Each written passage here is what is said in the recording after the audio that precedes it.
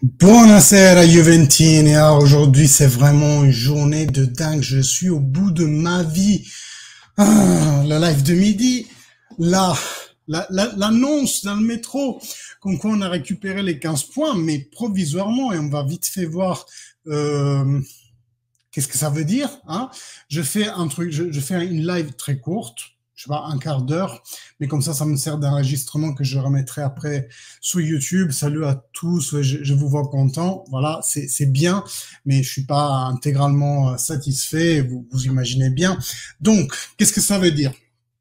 Ça veut dire que le CONI est en train de dire à la CAF, vous avez jugé selon des questions de droit que nous jugeons pas valides, et donc on vous renvoie la décision, vous la reprenez potentiellement, salut Manuel, dans le mois qui suit, hein. Salut toi, et donc voilà, ça sera renvoyé à la Cour d'appel fédérale, celle qui nous a donné le moins 15.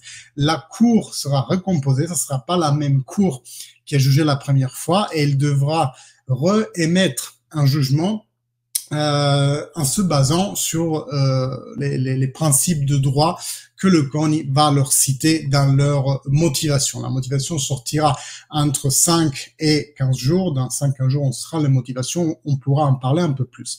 Mais la question que vous vous posez beaucoup, c'est maintenant qu'est-ce qui va se passer outre ça, parce qu'en plus, Agnelli, Cherubini, Paratici et il me manque un, n'ont pas été acquittés. Leur recours pour eux n'a pas été accueilli par le CONI, et donc ils sont toujours retenus coupables par la décision qui était prise par la Cour d'appel fédérale, la CAF, et donc eux potentiellement iront au TAR, qui est, je vous le rappelle, le tribunal ordinaire.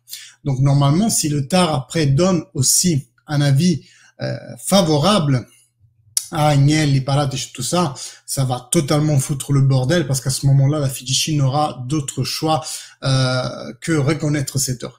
Alors, si vous voulez mon opinion très personnelle, mais je pense qu'elle est partagée, je viens de terminer aussi le live de Juventibus où il y avait Paco Donofrio qui, lui, travaille vraiment dans la justice sportive, avocat en justice sportive, et selon lui, la décision a été, enfin non, pas j'allais dire une bêtise. Selon lui, il y a plusieurs scénarios. Ça pourrait revenir à la CAF, et à ce moment-là, il y aurait juste une amende et non pas une modification du nombre de points. Donc c'est pas qu'on nous a donné 15, on va nous donner 10 ou 5 ou 3 ou 2. Peut-être qu'il y aura juste une amende, c'est une hypothèse. Salut Pirlo, hein, ça fait longtemps que je t'ai pas vu toi.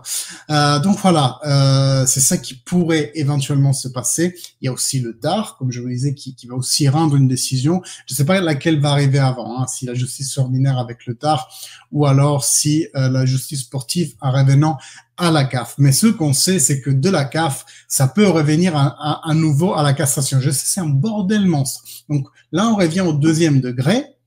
En justice sportive, la CAF remettra son jugement, et ensuite la Juventus, si ça lui plaît pas, elle pourra aller encore une fois au recours au CONI, et la boucle se reboucle. C'est pour ça que c'est un gros cirque tout ça. Salut Normanovic, j'espère que tu vas bien.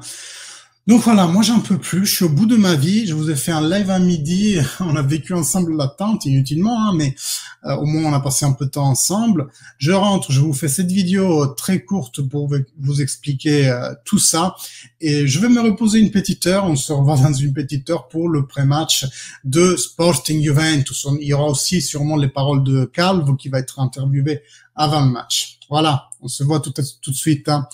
Merci de vous liker, abonner, vous savez comment ça marche, ça aide énormément la chaîne. Allez, à tout à l'heure. Forza Juve, dai, on repense à la pelouse maintenant. Allez, à tout de suite.